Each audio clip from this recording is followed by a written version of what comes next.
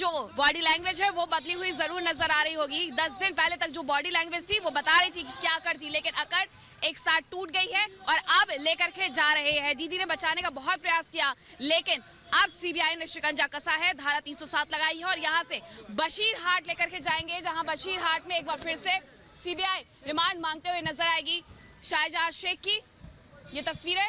और अब सीधे बशीरहाट कोर्ट में आज पेशी होगी और बशीरहाट कोर्ट में आज एक बार फिर से रिमांड यहाँ पर सीबीआई के द्वारा मांगी जाएगी।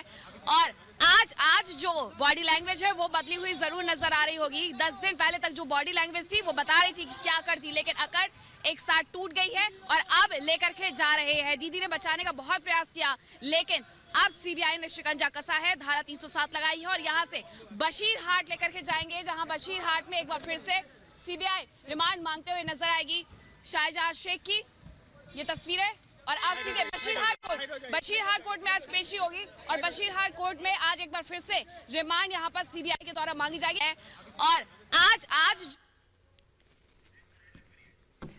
तो ये तस्वीर हम आपको दिखा रहे हैं, शाहजहां शेख की आज पेशी होनी है, बशीरहाट कोर्ट में पेश करेगी सीबीआई कस्टडी में है शाहजहां शेख। 10 दिन की सीबीआई कस्टडी आज खत्म हो रही है और इसीलिए आज कोर्ट में पेश किया जाएगा, बशीरहाट कोर्ट में शाहजहां शेख को पेश किया जाएगा। कोलकाता से बशीरहाट कोर्ट ले जा रही है सीबीआई और उसी की तस्वीरें हम आपको दिखा रहे हैं, क्योंकि आज कोर्ट में पेशी होगी। अब सीबीआई की तरफ से क्या कुछ कहा जाता है कोर्ट में ये देखना होगा, लेकिन आपको बता दें ईडी पर हमले का पूरा मामला जिसको लेकर सीबीआई ने मामला दर्ज किया था और उसके बाद शाहजहां शेख की गिरफ्तारी हुई और अब 10 दिन की कस्टडी की जो मियाद है वो आज खत्म हो रही है। कोलकाता से बशीरहाट कोर्ट ले जा कस्टडी थी, जो रिमांड थी वो खत्म हो चुकी है। पिछले बार की अगर हम बात करें तो गुरुवार को 29 फरवरी को पेश किया गया था बशीरहाट कोर्ट में, जहां बशीरहाट कोर्ट से ही भेज दिया गया था रिमांड पर और उसी के साथ आज जो रिमांड है वो खत्म होने वाली। उसके पहले तस्वीरें हमने आपको दिखाई थी किस तरीके से जो रिमांड थी वो ट्रांसफर की गई थी सीआईडी को। सीआईडी के बाद फिर से न्यायालय में सुनवाई होती है और कोलकाता हाईकोर्ट के द्वारा कहा जाता है कि इस पूरे मामले की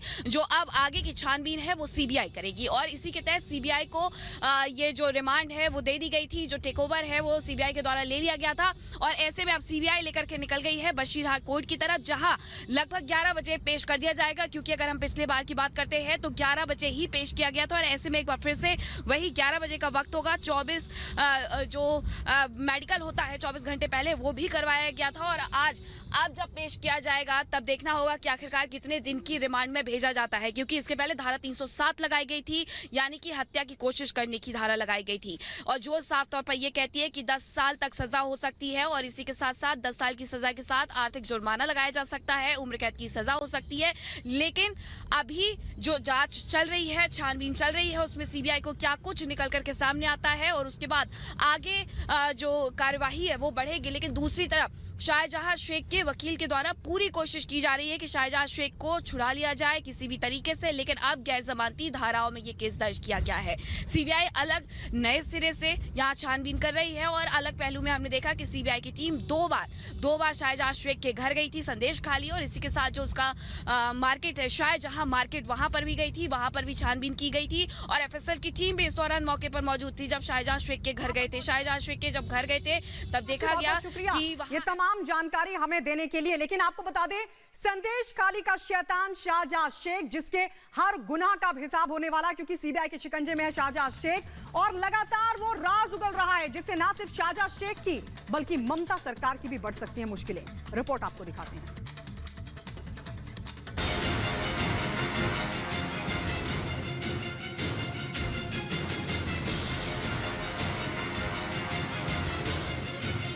संदेश खाली के लोगों पर 15 साल तक अत्याचार, ईडी टीम पर हमला करवाने के आरोप। शाहजहां शेख फिलहाल सीबीआई के शिकंजे में है।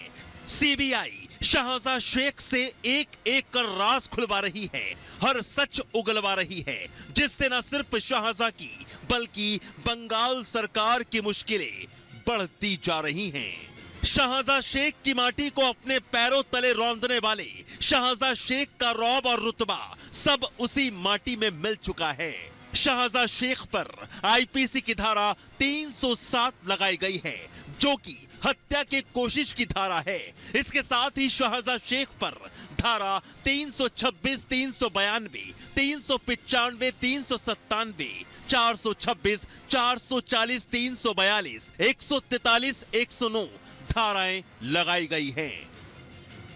सीबीआई शाहजा शेख से पूछताछ कर रही है, उसका सच जल्द सबके सामने होगा। लेकिन इससे पहले शाहजा को बचाने के लिए ममता सरकार ने हाई कोर्ट से लेकर सुप्रीम कोर्ट तक का दरवाजा खटखटाया, पर राहत कहीं से नहीं मिली। बंगाल की ममता सरकार छटपटाती रही, लेकिन सीबीआई शाहजा को उठाकर ले आई। इस छटपटाहट को इन तस्वीरों से समझा जा सकता है।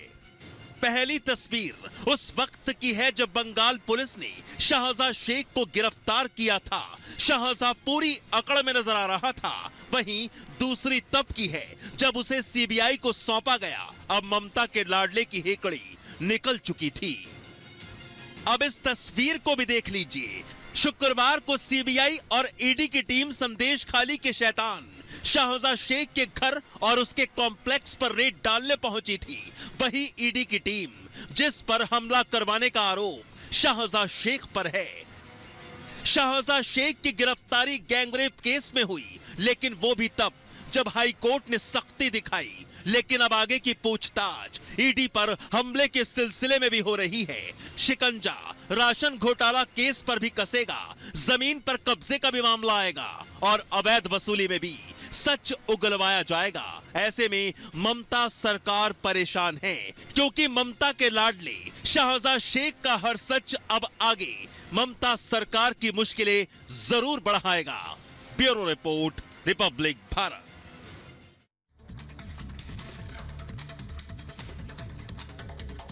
और आगे बढ़ते हैं, खबर तमिलनाडु से है, जहां पर एनसीबी को एक बड़ी सफलता हाथ लगी है। Film producer Jafar Sadiq drug तस्करी के आरोप में गिरफ्तार कर लिया गया है। ऑस्ट्रेलिया, न्यूजीलैंड समेत कई देशों तक इसका नेटवर्क फैला हुआ था। रिपोर्ट देखिए।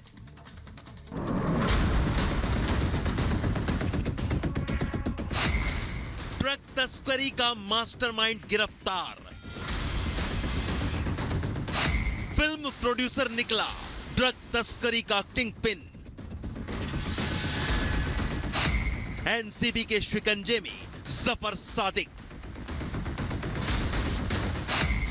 ड्रग तस्कर जफर के इंटरनेशनल लिंक। एनसीबी यानी नारकोटिक्स कंट्रोल ब्यूरो ने तमिल फिल्म प्रोड्यूसर जफर सादिक को इंटरनेशनल ड्रग सिंडिकेट ऑपरेट करने के इल्जाम में गिरफ्तार किया है। तमिल फिल्म प्रोड्यूसर जफर सादिक की गिरफ्तारी दिल्ली पुलिस की स्पेशल सेल की मदद से की गई है। तमिल फिल्म इंडस्ट्री के मशहूर डायरेक्टर जाफर सादिक को एनसीबी ने गिरफ्तार किया है। दरअसल जाफर सादिक पर आरोप है कि वो पिछले 3 सालों से ड्रग तस्करी में शामिल रहे हैं। जाफर सादिक को जब गिरफ्तार किया गया तो तकरीबन 50 किलो ड्रग्स उनके पास से बरामद की गई है। और पिछले 3 सालों की बात करें तो जाफर सादिक तकरीबन 5250 करोड़ रुपए की ड्रग तस्करी का जो धंधा है वो कर चुके हैं। दिल्ली पुलिस की स्पेशल सेल ने पिछले महीने 15 तारीख को कुछ लोगों को गिरफ्तार किया। उनकी गिरफ्तारी के बाद से जाफर सादिक का नाम बड़े स्तर पर सामने आया, जिसके बाद इस पूरे मामले की जो जांच है वो एनसीबी द्वारा भी की गई है। एनसीबी के मुताबिक जफर सईद से पूछताछ में बहुत बड़े खुलासे हुए हैं। दरअसल पूछताछ में जफर सादिक ने उगला कि उसके तार इंडिया, ऑस्ट्रेलिया और न्यूजीलैंड ड्रग कार्टेल से जुड़े थे।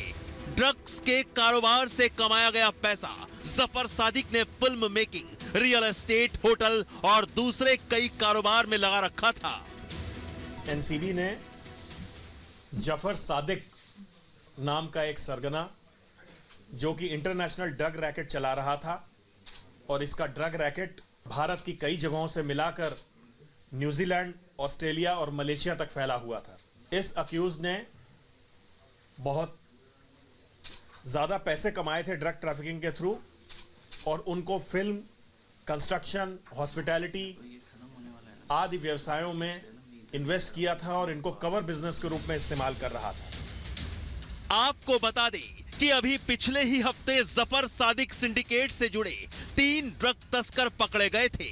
सिंडिकेट से जुड़े इन्हीं 3 आरोपियों से पूछताछ में जफर सादिक के बारे में पता चला, और जब खोजा गया तो यह भी सामने आया कि 15 फरवरी से ही जफर सादिक फरार था।